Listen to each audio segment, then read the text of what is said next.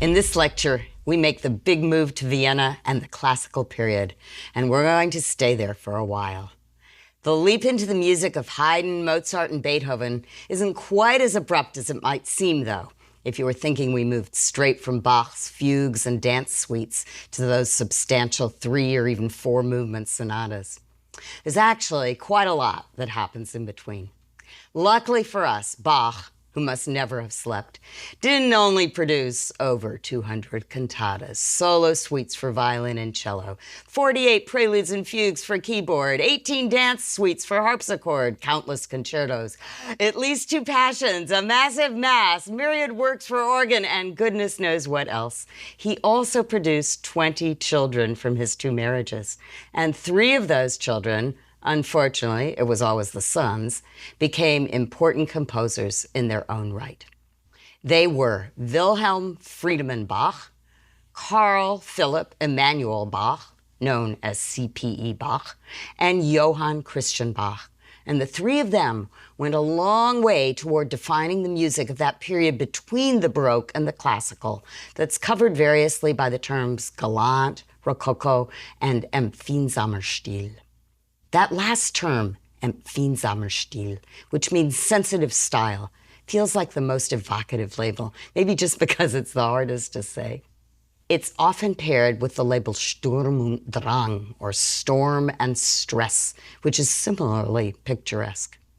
Even the stress of pronouncing all those consonants gives a good clue to its character. It feels like that German hiss, Stil, Sturm, carries a lot of angst. I recently read a quote from the French writer Paul Valéry saying that great art produces and is a product of, quote, enthusiasm and order. It seems to me that the balance between those 2 characteristics keeps shifting in different periods. While Father Bach may have leaned into order, his somewhat rebellious son, CPE, who was born 29 years later, living from 1714 to 1788, tilted heavily toward enthusiasm. Unlike his dad, he had little interest in writing complex motets, canons, and fugues, and he chose instead to write fantasies and sonatas that were often fantasy-like. I'd like to look at his G minor sonata briefly, written in 1746. Even the opening is aberrant.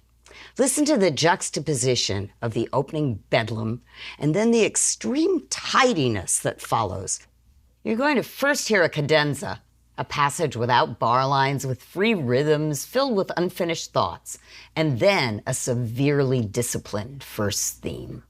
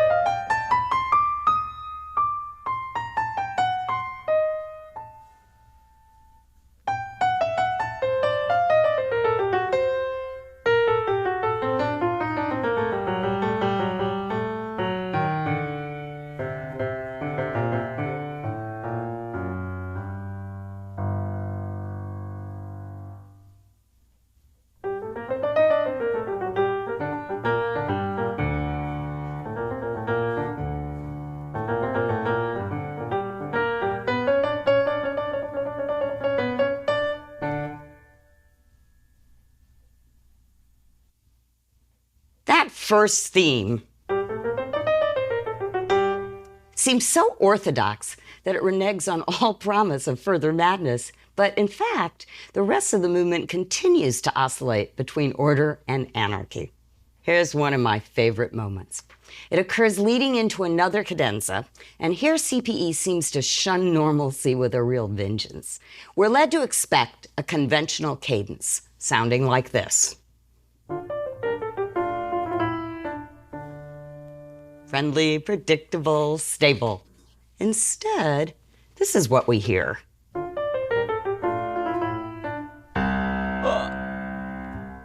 That one rogue pitch launches us on a wild ride through flourishes, embellishments, and all manner of pathos. Any pretense of a smooth transition is foregone.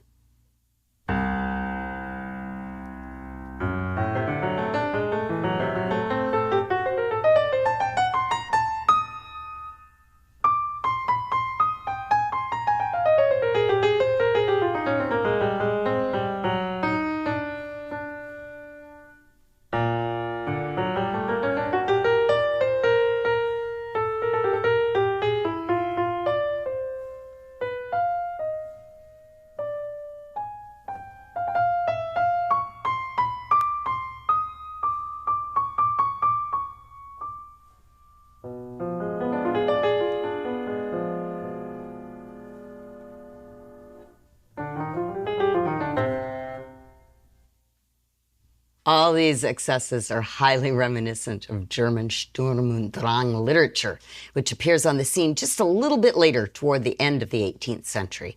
It features similar emotional roller coasters. Goethe's The Sorrows of Young Werther of 1774, where a young man is driven to suicide by unrequited love, is the most famous example. But I also recently read and enjoyed Friedrich Schiller's play from 1781, The Robbers. Family betrayal, hero turned villain, doomed love. As with C.P.E. Bach, extravagance had a lot of charm. So at this point, chronologically, we're coming to the second half of the 18th century.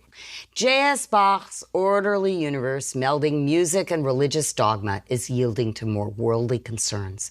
And it's up to the generation of composers after C.P.E. Bach to find some sort of balance here. It's pretty fascinating to watch Joseph Haydn, who lived from 1732 to 1809, do just that. We're going to look at one of his earlier, but not earliest sonatas, the Sonata in C minor. It was written in 1771, which means it came about 25 years after the C.P.E. Bach piece that you just heard. It comes straight out of Haydn's own Sturm und Drang period. Storms and stresses weren't limited to the Bach family or to Schiller's Robbers. I love looking at this piece because it models a wonderful combination of order and enthusiasm. That is, sonata form happily interrupted by moments of sheer caprice. The sonata is in 3 movements, and unusually enough, all 3 movements are in some semblance of sonata form. You need to know that, confusingly, the term sonata form is used to describe single movements, not entire sonatas. So we need to talk about what that form is. And in fact, if there's any form you want to understand well in order to understand the second half of the 18th and much of the 19th century's music, not to mention plenty from the 20th century, and no doubt from the 21st also, this is it. The bare bones explanation is this. You need to know, first off, that every piece from this period, known as the common practice period, is in a particular key.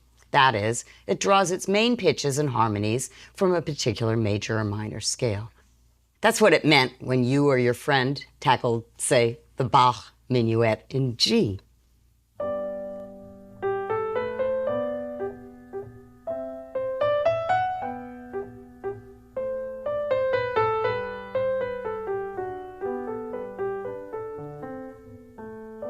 Bach was drawing all those notes from the G major scale. Here's how it would have sounded in minor.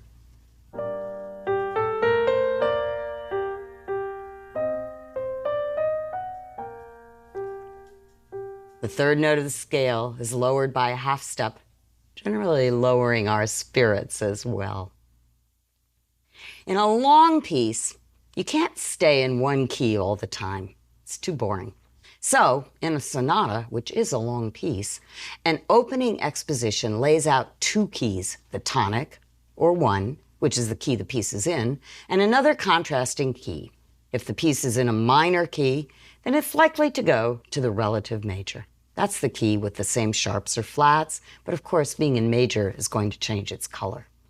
And if the piece is in a major key to start with, then it'll likely go to the dominant, or the key built on the 5th note of the scale. The dominant key has 1 pitch that's different from the tonic, 1 different sharp or flat, and that's just enough to create tension. Usually, in a sonata exposition, the different keys are represented by two or more different themes. A first theme in the tonic, a second theme in the relative major or dominant, and then a closing theme also in that secondary key. That isn't essential, though, and Haydn in particular delights in being a maverick and making do with fewer themes. After the exposition, there's a development section that essentially prolongs the agony of the conflict between the two keys. Numerous keys get batted about, along with fragments of themes, all in a very restless fashion. And then when we're ready to settle down again, we launch into the recapitulation, which restates the material of the exposition, but with one critical difference. Everything returns, this time in the tonic key, so as to avoid further conflicts. I love Czech novelist Milan Kundera's explanation of all these tonal relationships. In the book of Laughter and Forgetting, he writes, "A key signature is a king's court in miniature. It's ruled by a king, the first step, and his two right-hand men, steps 5 and 4. Remember, step 5 was the dominant that we already mentioned. They have 4 other dignitaries at their command, each of whom has his own special relation to the king and his right-hand men." With that, Kundera has covered the 7 notes of the scale and told you about who ranks and who doesn't. We have to forgive his assumption of an all-male ruling class. Sonata form, then, in his terms, would entail a war brewing in the exposition between King Tonic and Prince Relative Major or Prince Dominant. A drawn-out battle through the development ensues, and then a decisive victory for King Tonic in the recapitulation. We're going to look primarily at the first movement of this sonata, and we'll find that though it checks most of the essential boxes for bona fide sonata form, the proportions are decidedly odd. We're missing a real second theme, and already in the exposition we spend more time transitioning into a second key than settling into it, meaning we take a long, meandering stroll before getting fully acquainted with the king's opponent. Plus, the development, usually fairly compact, here is just as long as the exposition and the recapitulation, meaning the king remains at battle for a longer time than usual. The movement in general proceeds at a far more relaxed pace than the first movements of most Mozart or Beethoven sonatas, and that moderate tempo allows the music to unfold at leisure. Haydn generally appears to have been a very well-adjusted sort, one who lived a relatively laid-back life. Unlike Mozart and Beethoven, he was employed for most of his compositional life away from Vienna in a town called Eisenstadt at the palace of Prince Esterhazy, and the very remoteness of his location seems to have added to his equanimity. While Mozart was competing with fellow composer and virtuoso Clementi and scrambling for work in Vienna, constantly in debt, Haydn was calmly supplying his prince with beautiful music. His general happy disposition seems to have included a very healthy sense of humor as well. When I was a kid, I learned about his surprise symphony, which rudely interrupted the snooze of his wealthy and apparently very drowsy patrons.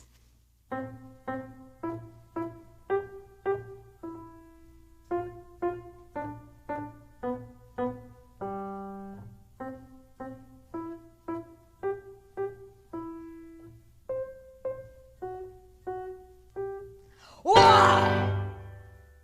Hope I got you.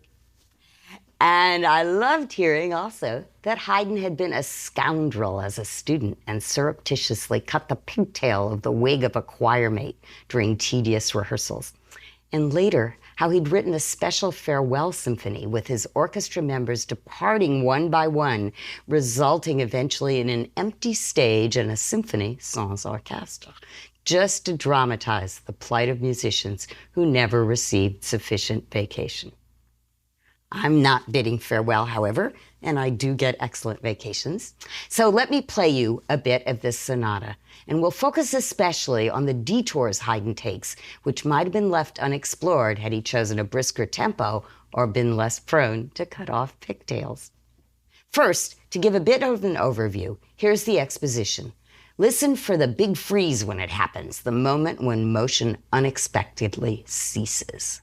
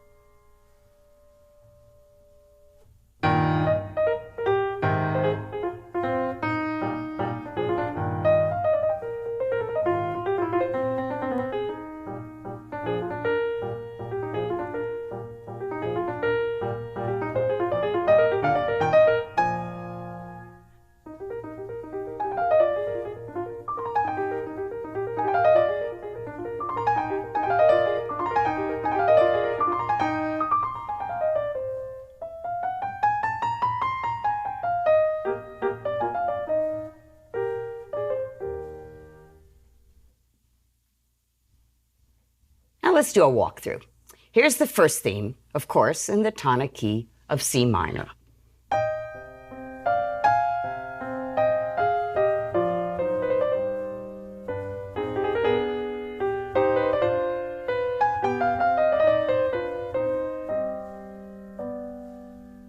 And here's a B idea, which ought to be a second theme, but doesn't quite make it. It's not really a theme. It gets us clearly into the relative major, which is E flat, but that's about all that it's doing right.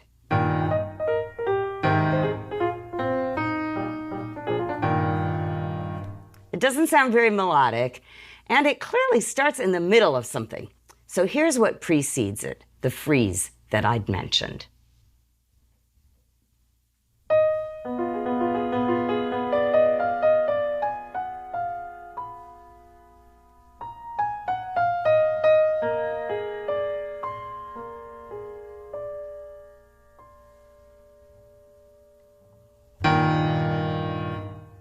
It's a little cadenza, a la C.P.E. Bach, which isolates itself from the main argument of the movement by proceeding at an adagio or super slow tempo.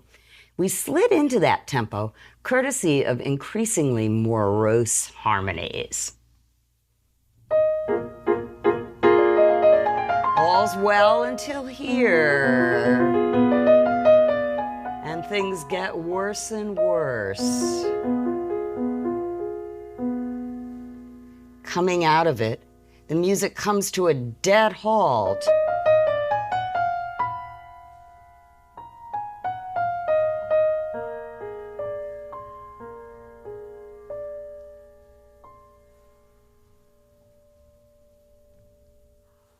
Before it resumes with that no-nonsensy idea that you just heard.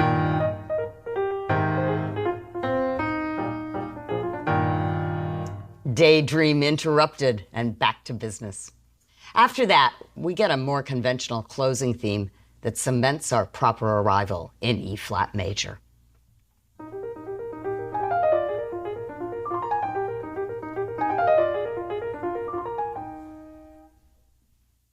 But it's those disconnects that make this piece so remarkable, and they really do occur throughout the movement. In the midst of ongoing music, those sudden, seemingly impulsive absences of sound or motion leave you mystified and stranded while you wait for normalcy to return. It's precisely those discontinuities that begin to vanish as sonata form gets better established. And as you follow along in this course, you'll see that the issue of continuity and discontinuity is a very, quote, continuous thread. Continuity waxes and wanes as composers feel more or less inclined to impose logic upon their unruly thoughts. Whatever the balance, there's no way to succeed with a large form like the sonata unless you do have a mechanism for moving smoothly from one type of material to another when you want to. And in fact, classical style, by which we mean the music written very roughly between 1750 and 1820, proved itself astonishingly adept at such transitions.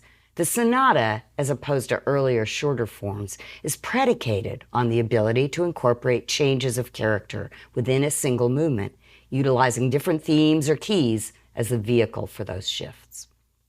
If you think back to those pieces of J.S. Bach that we looked at before, you'll realize that each one featured a single affect or emotion. When they were placed in conjunction with other pieces, as in a prelude with a fugue or a particular dance within an entire suite, then different emotions were covered. But rarely in Bach does that happen within a single movement. C.P.E. Bach certainly moved from one affect to another within a movement. We heard despair, agitation, and then just complacent affability in even the short excerpts I played for you. But he did it with enormous abruptness and often clumsily. We feel wrenched from one state to another, and although that can be powerful at other times it can simply feel disorganized. This Haydn sonata, though, features the best of those surprising moments, but it also introduces us to the genius of those transitions in sonata form, that ability to move smoothly from one idea to the next, which was something that didn't really interest C.P.E. Bach very much. Listen, for instance, to how Haydn moves from the first theme to the very lengthy transition material that eventually lands us in E-flat major, despite the fact that the transition starts, incorrigibly wrong, in A-flat major.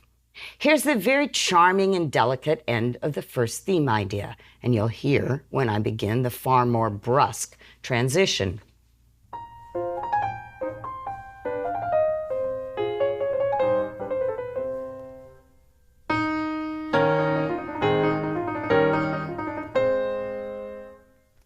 At first glance, you'd think he'd have a problem reconciling those two very different musical affects.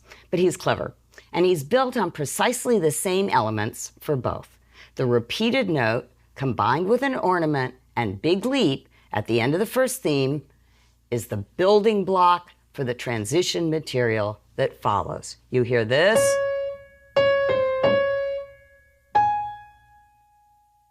And then, in the transition, you hear this.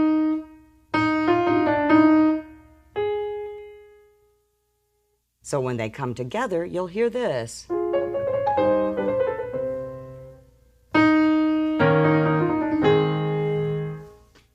We take that seemingly inconsequential shift for granted, but we shouldn't. It's an essential pathway. Likewise, when he moves into the closing theme, he builds in invisible bonds. Here's the end of the previous material.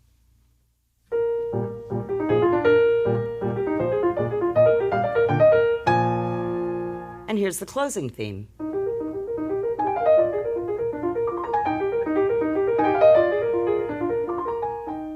Notice how he introduces the sextuplets. That's the quick 16th notes that come in groups of 6. So we're perfectly comfortable moving into a new tune with that as the background. And of course, we're delighted with those fast notes trotting cheerily to the end of the exposition. Listen to it together.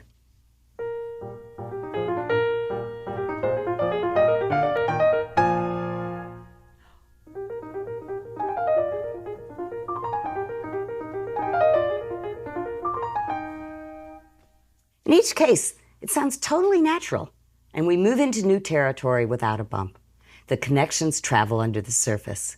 But when they aren't there, as in CPE Bach, we do notice. The idea of traveling, how we get from one thing to another, brings us to another crucial aspect of sonatas, and that's modulation, or moving from one key to another. Whereas in a short piece, you can stay in closely related keys, keys that have key signatures differing by only 1 or 2 sharps or flats. In a longer piece, the listener needs variety. I want you now to listen to how often Haydn modulates in this development section. Here's the section in its entirety.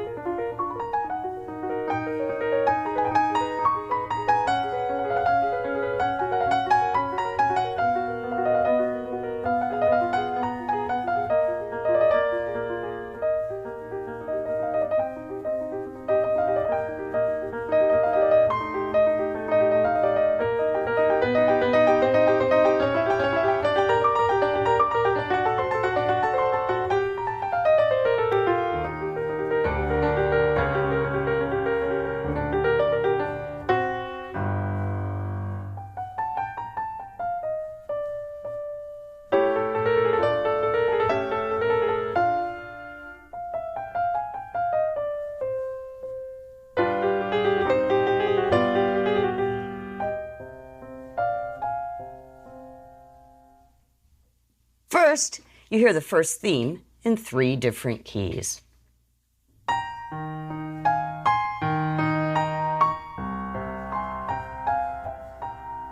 And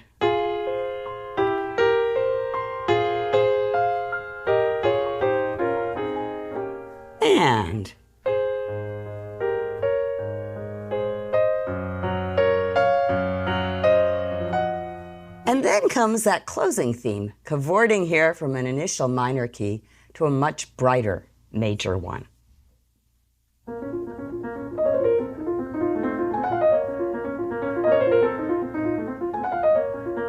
Here we go.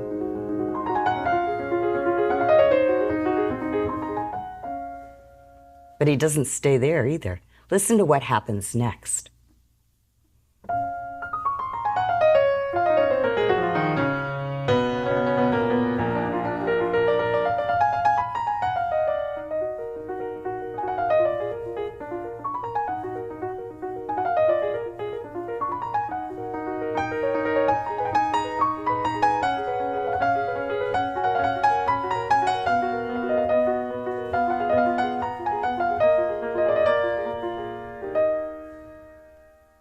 By the end, he's changing keys every measure. Modulation is a clear way to create instability. And remember that sonatas are always teeter-tottering between order and enthusiasm. If the development then revels in enthusiasm, the recapitulation should restore order. It should regale us with material we've already heard, letting us feel all-knowing and comfortable as the themes all contentedly reappear. This time they should be particularly content because they're all in the tonic key and they've resolved their differences. Except, in this sonata, there's a slight mishap in that recapitulation. Listen to the first theme and then listen to the catastrophe that befalls it.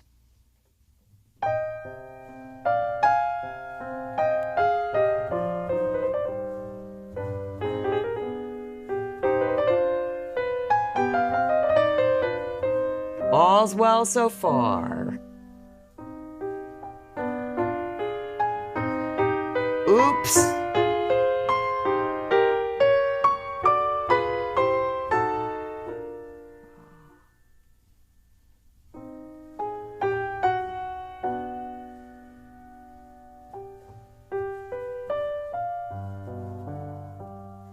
After that unforeseen hiatus, a normal recap resumes. Haydn ends the movement, appropriately enough, with the closing theme, which we've heard frequently now. And I want to point out one of its features. It's a particularly reassuring and frequently occurring classical music trope. That's the question and answer formulation. It's a sort of musical announcement that all's right in the world. Sounds like this.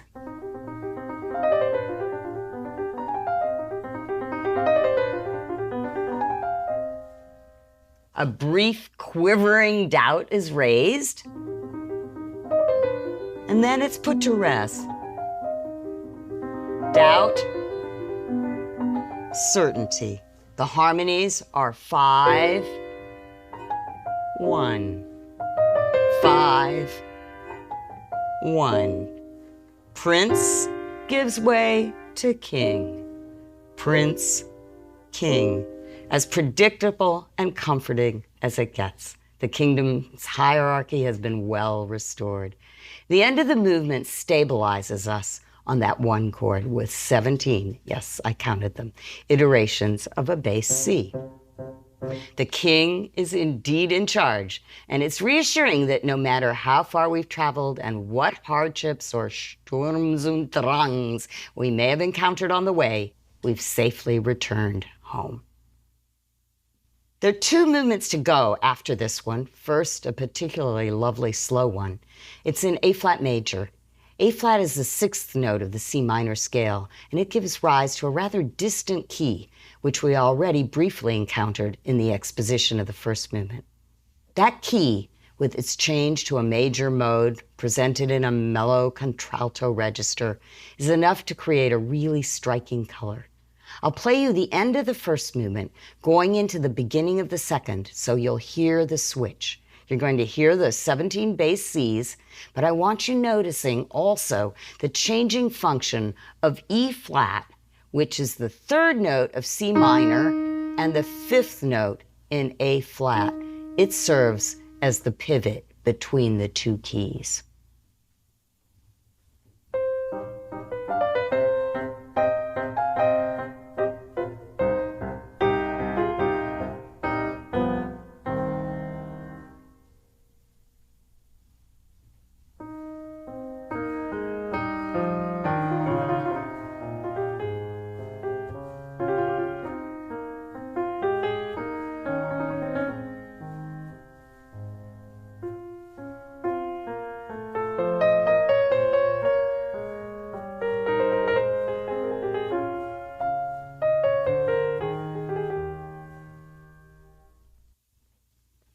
And then an allegro finale, which features a first theme with the same kind of question-answer idea that we heard in the closing theme of the first movement. It sounds like this.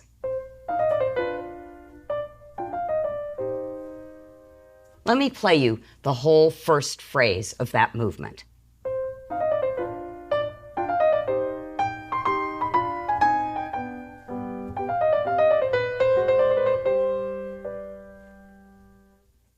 If you heard that there's something just slightly askew here.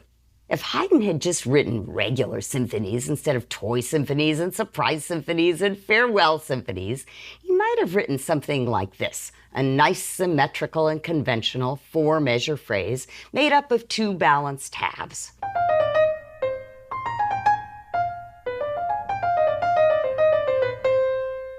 Instead, he writes four measures plus 2. 1, 2, 3, 4, 5, 6.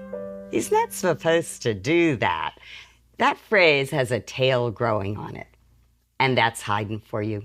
He's renowned for phrases that don't quite add up. He likes odd numbers instead of even.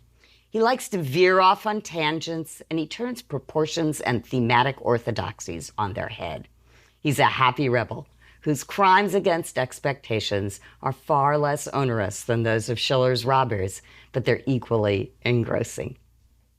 In our next lecture, we'll look at Mozart, who's more law-abiding on the surface, but registers plenty of enthusiasm in other ways. No complacency on the horizon.